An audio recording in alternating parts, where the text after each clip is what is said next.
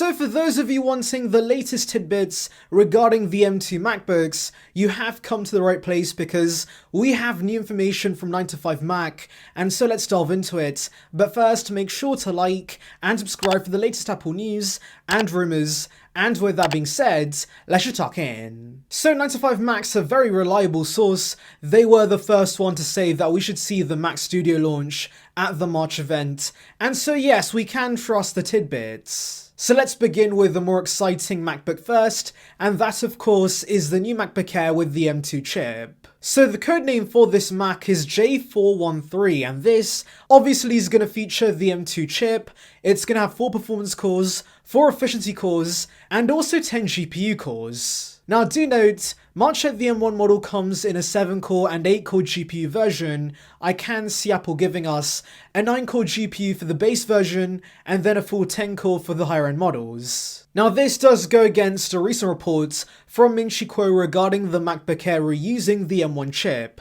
Now to be honest, I was pretty skeptical of Kuo's reports. I know he's a very credible source, but that does not make a ton of sense. And so yes, I do see 9to5Mac ultimately being right. Anyways, moving on to the other weirder MacBook release, that is the base MacBook Pro. So obviously as of late I've expressed my confusion for this product because every leak has suggested the design is going to stay the same, this won't get the newer design the higher end models have, and so this is going to have thick bezels and the touch bar, which is going to look pretty odd in the lineup.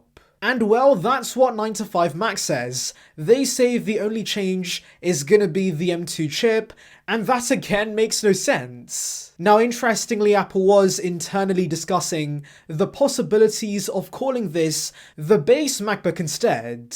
And well, I've delved into this possibility in the past, and this makes so much sense because if Apple's going to keep the old design that's going to look inferior to the MacBook Air with the M2 chip, then rebranding this as an $1,000 base MacBook could make sense. Since we know the MacBook Air is going to get a price hike due to the new design, and the existing model is going to drop in price, and so the $1,000 price point is going to be vacant that can be filled by a new base MacBook.